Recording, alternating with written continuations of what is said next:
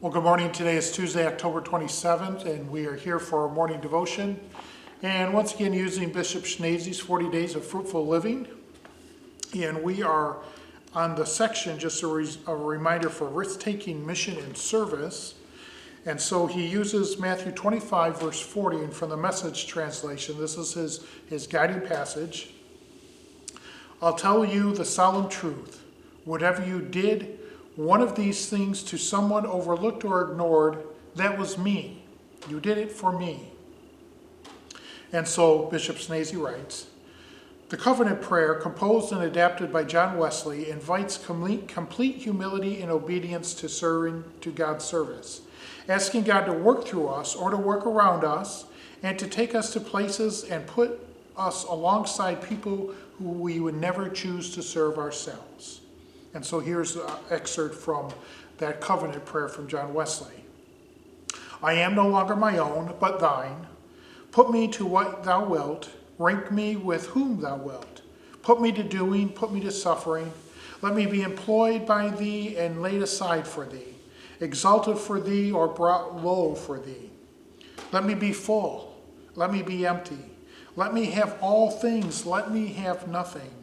I freely and heartily yield all things to thy pleasure and thy disposal. What in the world am I doing here? I can't tell you how many times I found myself asking these questions. That's how Ken tells about the unexpected places his faith journey has taken him.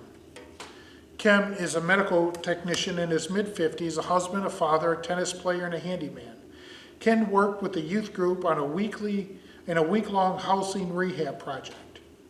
Later, Ken received training and led a work team to Nicaragua where they rebuilt a school damaged by a hurricane. Now he mentors new members who want to get involved with hands-on service projects. I never imagined myself doing this, he says, but it answers the question, what in the world am I doing here? This is the reason God put me here. Sandra occasionally used her nursing skills to support the weekend project at our urban church that has an active ministry for the homeless, for addicted, and for people living with HIV. She also raised money for a congregational partner church in Mozambique. When she visited Mozambique, an experience changed her life. African American herself, she became passionate about the health issues in Africa and working as an advocate on world health issues and disease of poverty. She has helped other people serve the poorest of the poor. Ken and Sandra followed paths that fit their gifts, their contexts and passions. With a disciplined pattern of serving and of opening themselves to following Christ, they made a real difference in the lives of others and are changing a part of the world God has given them to transform. Risk-taking mission and service changes the lives of those who offer ministry. It changes the lives of those who receive ministry.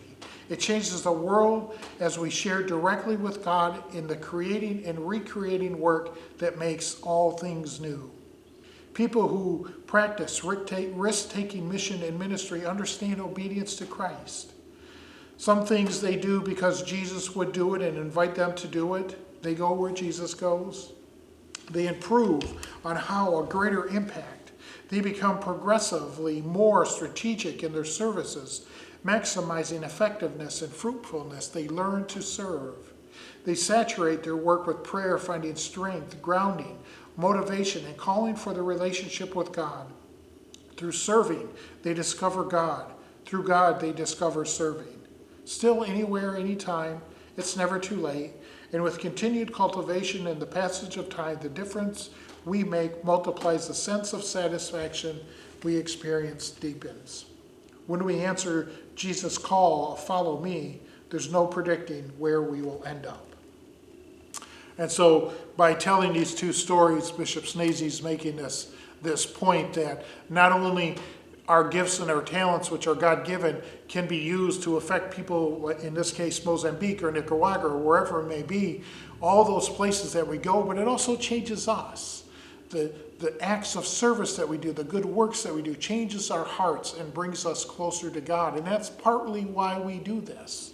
And part of it is the experience of meeting people in need and finding out their needs and offering our gifts to fulfill them. For as the passage says, when we serve one of them, we are serving Christ. And so Bishop Snazy ends with this prayer. God, help me to distinguish between what is merely convenient and easy and rewarding for me and what is essential for serving others with real love and respect.